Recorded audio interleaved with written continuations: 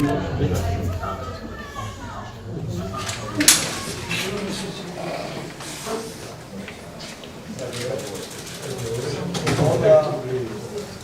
ბერდია ფერაძე, მზია ამაღლობელის დამკავებელი პოლიციელი.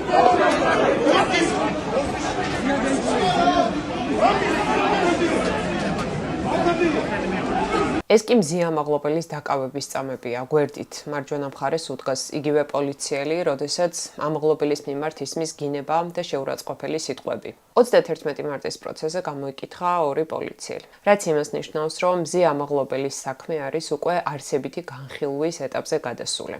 ანუ ერთი მხრივ სასამართლომ უკვე უნდა დაიწყოს მტკიცებულებებზე მსჯელობა და მეორე მხრივ მოусმინოს ორივე მხარის პოზიციებს და მოწმეებს.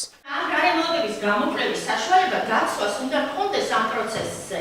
თუ არა, ამ სასამართლო პროცესს ვერ ექნება პრეტენზია ვერანაირ სამართლებრივობაზე და ობიექტურობაზე და ყოვლის მომცველობაზე, იმიტომ რომ თუ არ მოგცემთ საშუალებას, რომ ეს გარემოებები გამოვიკვლიოთ, მაშინ საერთოდაც რას ვიხილავთ აქ? მაგრამ ჯერ გვაქვს ასეთი სიტუაცია. სასამართლო მზია ამაღლობელის ადვოკატების მხრიდან გარკვეული მტკიცებულებების დაშვებაზე უარი თქვა. Gheșinia cine a găsit acasă să amintești? Vidina Ioanișului să gheșinia. Când au pridem țeți cu ușin să gădați pătilebe. Monebi să feulebe. Amiți că mă magjarime. Mona Vidina Ioanișului. მეორე მხრივ კი მოусმინა ბათუმის სამმართველოს თანამშრომელ პოლიციელებს. სწორედ აი ამ ჩვენებებზე მინდა გესაუბროთ ამ ვიდეოში და ასევე მოგიყვეთ ზოგადად რა ხდებოდა 21 მარტის პროცესზე. თუმცა იქამდე ძალიან მოკლედ უნდა მოგიყვეთ ვინ არის მზია ამაღლობელი, რატომ არის ის უკვე 82 დღე ციხეში, საიდანაც 38 დღე შიმშილობდა. მზია ამაღლობელი არის პირველი პოლიტპატიმარი ჟურნალისტი, რომელიც ციხეში ყავს ჩვენი მოახლეისი ისტორიის განმავლობაში. მზია არის ბათუმელების და ნეტგაზეთის დამფუძნებელი და დირექტორი.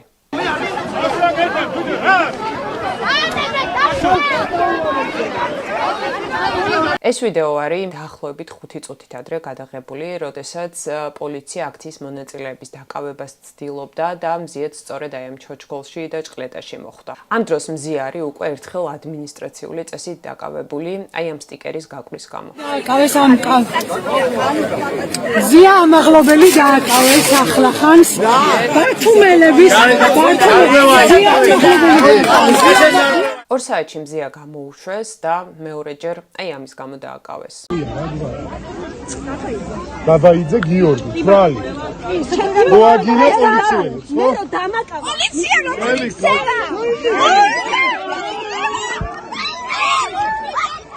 ადამიანი, რომელსაც მზიამ სილა გაწნა, არის პოლიციის სამმართველოს უფროსი ირაკლი დგებუაძე და ჟურნალისტს ამ სილის გაწვნის გამო ემუქრება 4-დან 7 წლით პატიმრობა.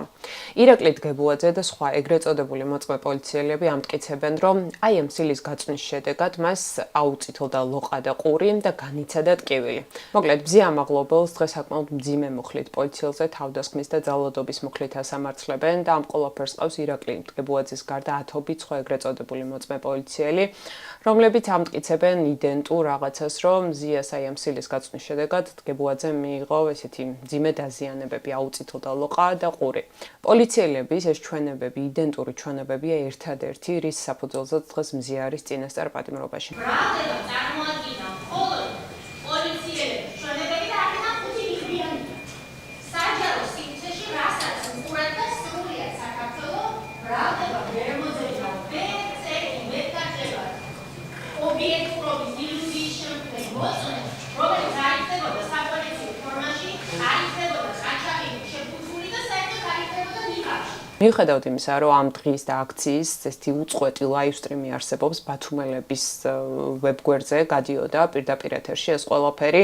არსებობს ვიდეო კადრები, სადაც ჩანს, რომ ირაკლი დგებუაძეს, რომელიც ამტკიცებს, რომ აი ამ ეგრეთ წოდებული თავდასხმის შედეგად მას ზიანი მიადგა, არანაირი ფიზიკური დაზიანება მას არ აღენიშნება. დააკავეს ადამიანები, რა მოხდა? ბატონ ირაკლი, თუ შეგიძლიათ გითხრათ. არ მცადე.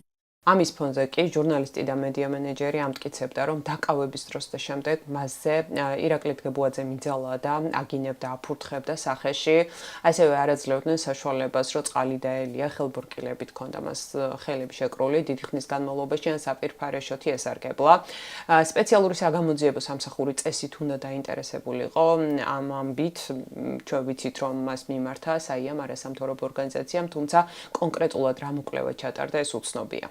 ზია ამაღლობელი სისხლისამართლის საქმეში მეტად ეს დეტალებში აღარ ჩავალ ჩვენ პროექტის 64-ის გუნდმა, ჩემო კოლეგებმა და ჟურნალისტებმა ძალიან ისეთი ვრცელი ვიდეო მოამზადეს, სადაც საუბარია როგორც მზიას кейსზე, ასევე ზოგადად რა ხარვეზებს აჩვენებს ეს მართლმსაჯულების სისტემაში, შეგიძლიათ ხდავლინკავ აქ ზემოთ და შეგიძლიათ უყუროთ თუ უფრო მეტი დეტალი გაინტერესებთ, რის საფუძველზეა მზია დაკავებული.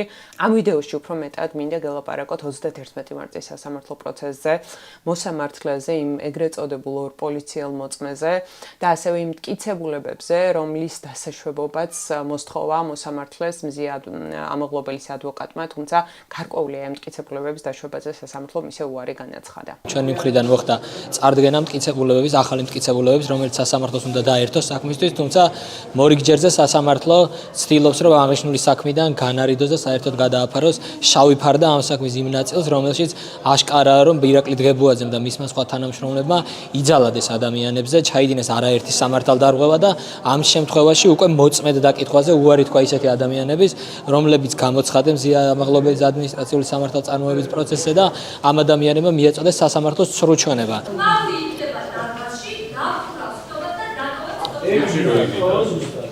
მზია ამაღლობელი საქმეს განიხილავს მოსამართლე ნინო სახელაშვილი. ნინო სახელაშვილი არის ესტონეთის მიერ დასანქცირებული ჟურნალისტის მიმართ არაადამიანური მოპყრობის გამო, სწორედაც რომ მზიას სასამართლო პროცესისთვის და ეს არ არის მხოლოდ აქ პრობლემა, სახელაშვილს არ აქვს სისხლისამართლის კვალიფიკაცია და აქ კიდევ ერთი დეტალია, ნინო სახელაშვილი იყო აქამდე გამოსაცდელი ვადით, თუმცა მზიას პროცესების დროს ის უვადოდ დანიშნეს. სასამართლოს ხდომა მთელი ტექნიკური ხარვეზების ფონზე მიდიოდა. დარბაზში დაახლოებით 100-მდე ადამიანი იყო, დამსწრეები, ასევე ვიყავით ათობით მედიის წარმომადგენელი.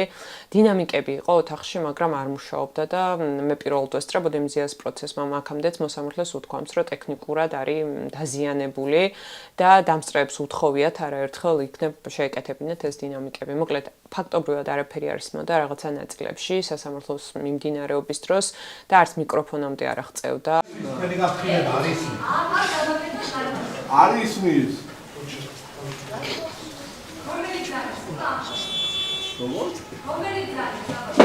არ მესმის ახლა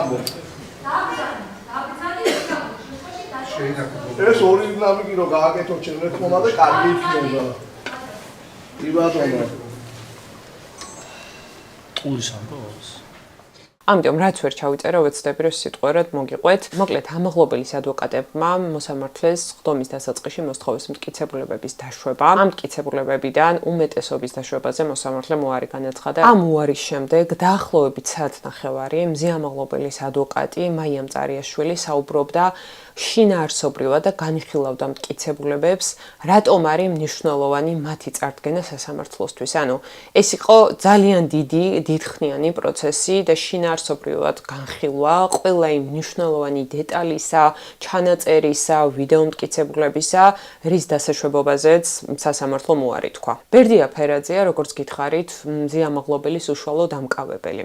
თამარ კერესელიძე კი ოქმის შემდგენელი, მაგრამ აქ არის ერთი ძალიან სერიოზული პრობლემა. თამარ კერესელიძე აი ამ გაწევ-გამოწევის და მზია ამაღლობელის დაკავების პროცესში იყო სახლში. დაახლოებით ღამის პირველ საათზე მას დაურეკეს, ნახევარსაათში მივიდა სამსახურში და სწორედ აი ამ დროს შეადგინა უკვე მზია ამაღლობელის დაკავების ოქმი. ეხლა რატო არის ეს პრობლემა? ჯერთი კანონში წერია სისხლისამართლის კოდექსში, რომ თვითონ ოქმის შემდგენელი უნდა იყოს ეგრეთ წოდებული დამკავებელი მოხელე. ხო, ეს ლოგიკურიც არის, იმიტომ რომ თუ დაკავების მომენტს და იმ პროცესს არ შეესწარი, ძალიან რთულია იყო ობიექტური. ეს არის უმარტივესი პრინციპი. თუმცა ადვოკატის კითხვაზე, რატო შეადგინა კერესელიძემ ოქმი, როცა ის დაკავების დროს ადგილზე არ იყო, კერესელიძემ ეგეთი რაღაც უპასუხა, რომ ჩვენო პრაქტიკაში გვაქვსო, რომ პირადი ჩხრეკის და დაკავების ოქმსოს, ანუ იგივე სქესი უნდა აწარმოებდესო.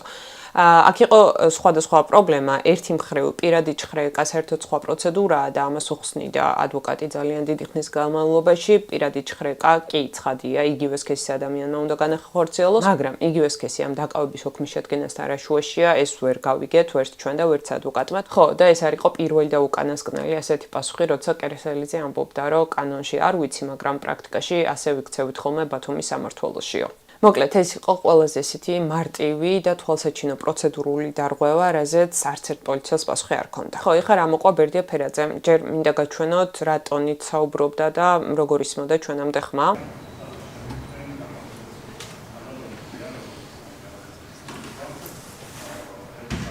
აი ამ ყოველფრის ფონზე რაც გავიგე ის იყო რომ ფერაძემ ეგრეთ წოდებული დაზარალებული ირაკლი დგებუაძე აი ამ ინციდენტიდან 15 წუთში ნახა რა დროსაც მას გაუკვირდა რატო გააწნა სილამზიამ და მას აღენიშნებოდა ყურის და ლოყის არეში სიცოცხლეო და განიცადა ტკივილიო ზუსტად იმავეს ამბობდა რასაც აი ამ გამოკითხვის ოქში წერდა კიდევ ერთი მნიშვნელოვანი დეტალი იყო აქ მზია ამაღლობელმა რამდენჯერმე კითხა თამარ კერესელიძეს რატომ ედო მას ბორკილები ზურგს უკან 2 საათის განმავლობაში როცა არ იყო ამის საჭიროება და ამის საპასუხოდ პირველად უთხრა რომ პოლიციელების უსაფრთხოებიდან გამომდინარეო და მეორჯერ უთხრა რომ ფანჯრიდან გადახტომის შანსები არსებობდაო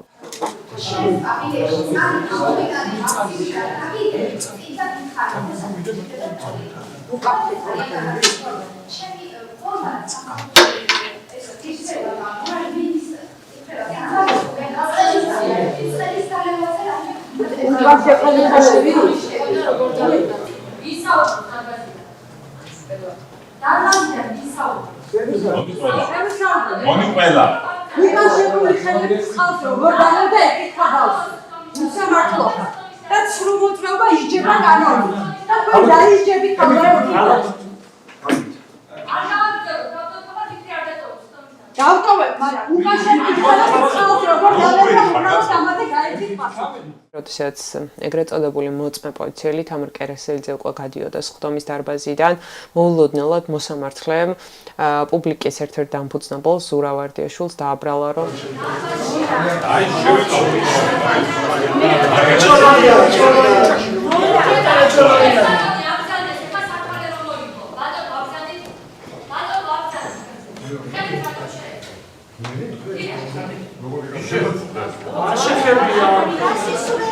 თუმცა ბოდიშიც არ მოუხდია ზურავარდიაშვილისთვის ფაქტობრივად მას პოლიციელზე თავდასხმას აბრალებდა რის გამოც მზია ამაღლობელი ახლა არის ციხეში